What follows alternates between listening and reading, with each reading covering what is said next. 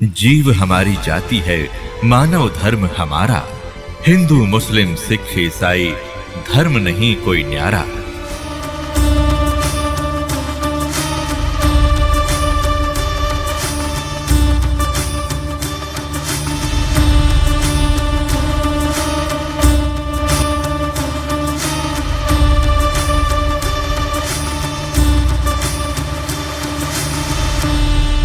शब्द संदेशा कहते हूँ भिन्न भिन्न भेद विचारे, इसको माया जाड़ियों ये 9 अवतार।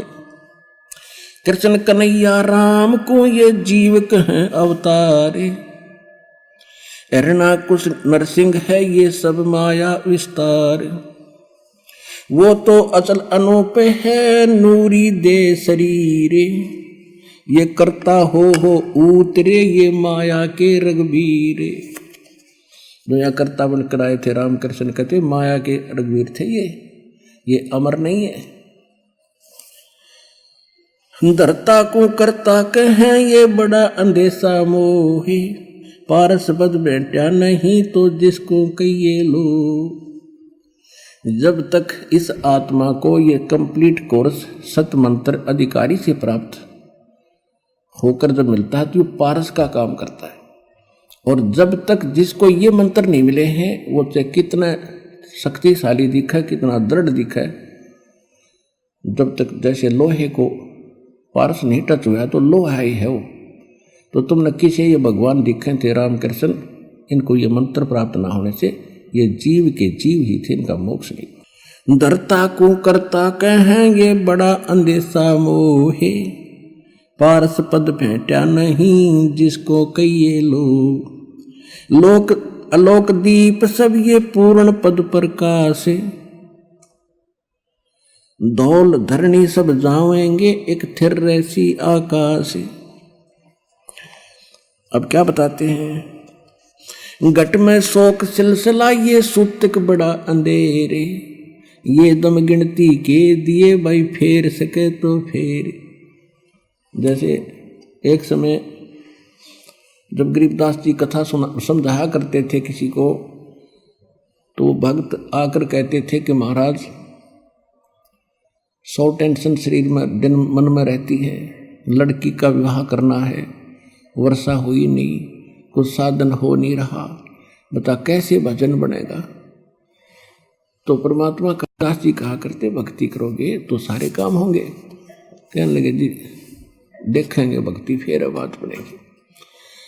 अब कहने का भाव ये है कि तुलसीदास जी कहते हैं तुलसी पिछले पाप से हरि चर्चा ना भावे, और जैसे जबर के बेगते भाई भूख विदा हो जाए।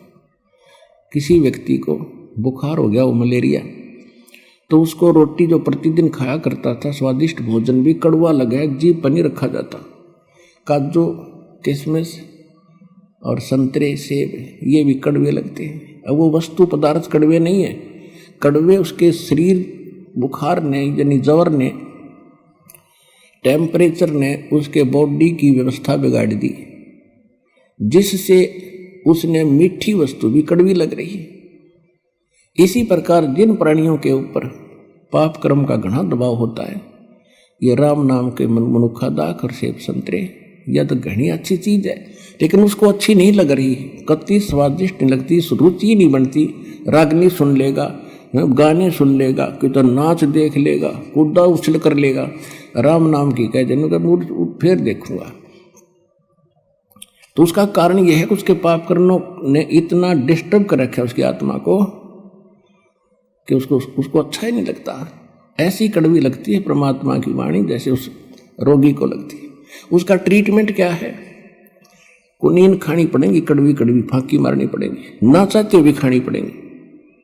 और जब छुटकारा न मौत है तो वो रोगी फिर नाच दी खाता है कुनीन, और फिर स्वस्थ हो जाता। जब देखा उसकी दशा, ऐसी भूख लगती है उसको कि सूखी रोटी हो ना, सब्जी ना हो घर पर, घर वाले के सब्जी बन जाए 10 मिनट डट जाए ना, सूखी दे दे।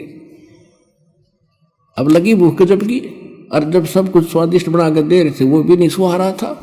तो इस प्रकार कहते हैं कि जिस व्यक्ति को परमात्मा समझाने की, गरीबदास जी समझाने की चेष्टा किया करते थे, तो वो यूं कहा करता, जी बहुत काम है, फलाना काम है, ये करना है, वो करना है। अब कैसे कोई टेंशन हो जाती है, मंत्र भी ले लेते थे, भजन नहीं कर पाते थे, ये बहाने बनाते थे। अब जैसे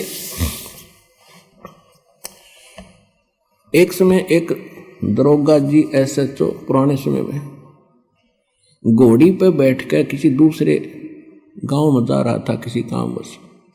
जून का महीना, हरियाणा क्षेत्र, उसमें रहट होते थे, कुआं बैलों से चलते थे और एक पुली का बाल्टी बांध जोड़ दिया करते सैकड़ों, वो नीचे से कुएं से जल जाती थी और बाल्टी बाहर आकर के और नाली में वो खाली होती थी, खाली नीचे चली जाती, उसको रहट बोला करते।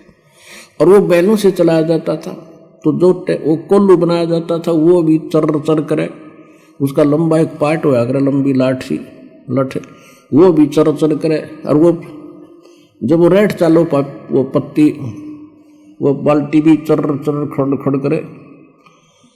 वो घोड़ी पर बैठा आ रहा था, दोनों को प्यास गजब की लग रही थी। अब दरोगा जी ने सोचा कि सामने पानी चल रहा है, पानी पिएंगे, घोड़ी को पिलाऊंगा। वहां निकट आया और वो घोड़ी में एक समस्या थी कि वो इस आवाज से बेदकगी, फड़कगी। वो निकट आई और एकदम भाग के दूर खड़ी होगी। तो दरोगा जी ने कहा कि किसान, ये चोंचों को बंद कर दे भाई, मेरी घोड़ी डर रहा है। उसने वह बैल रोक दिए, वह चोंचों बंद होगी। जब तक वो घोड़ी लेकर निकट आए इतना पानी चला गया खेत में, वह खाली नाली थी, रेतीला जमीन थी और साथ पीगी।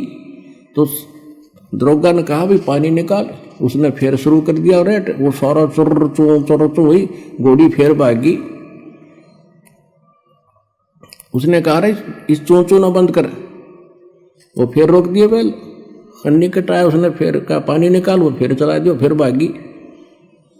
तो किसान बोला, दरोगा जी इस चोंचों में पी लो ना तो दोनों मरोगे, ये चोंचों बिना पानी निकले ना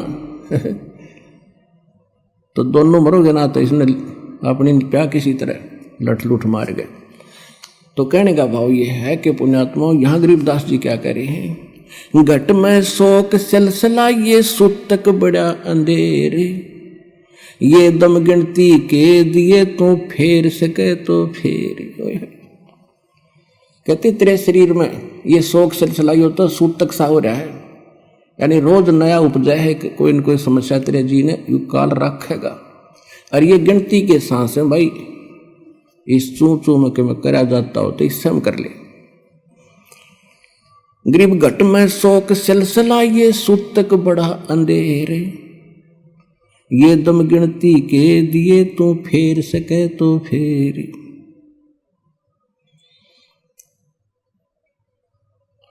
अब क्या बताते हैं,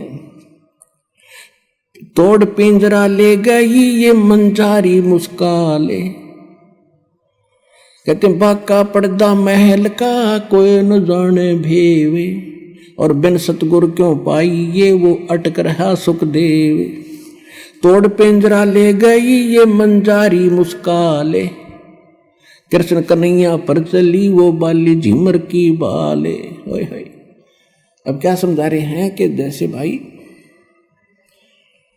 ये काल ऐसा जालिम है, जैसे चूहे को बिल्ली पकड़ ले जाती है अचानक, और वो भी मस्त होता है अपने परिवार में, और कहती इस काल ने तुम्हारे भगवान के ऊपर, कृष्ण कन्हैया पर चली वो बाली झिमर की भाल।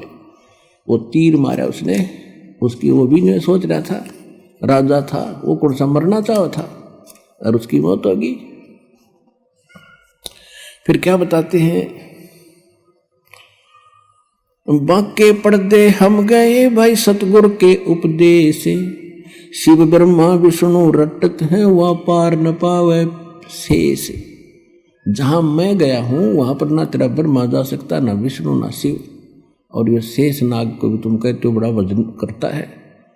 देखो वजन उस सत्य मंत्र का हो तो बात बने। अब जैसे बबूल का बीज बो दिया किक्कर का, और बो दिया आम का, जान के किसी ने मिसगाइड कर दिया, बोला जिसने ना देखा था आम कि ये आम का बीज है, इसको बो, और सेवा की विधि सारी से सही बता दी। ऐसे रक्षा करना, जल डालते रहना, ये अंकुर होगा, फिर बड़ा होगा, फल लगेंगे। अब जैसे ही सतनाम और सारनाम इस कंप्लीट कोर्स के अतिरिक्त जितने भी भगत श्रद्धालु जिस संतों पंथों में हैं, वो सभी मोक्ष और भगवान प्राप्ति के लिए प्रयत्नशील हैं और उनसे दीक्षा ले रखी है। तो सभी ने वो मोक्ष मार्ग का मंत्र दे बबूला लगेंगे। तो कहने का भाव ये है कि जहाँ सत मंत्र नहीं है, वो बबूल बीज के और आम की आशा में अपना जीवन नाश करे। और वो आम का बीज सतलोक आश्रम बरवाला जिला हिसार के अंदर।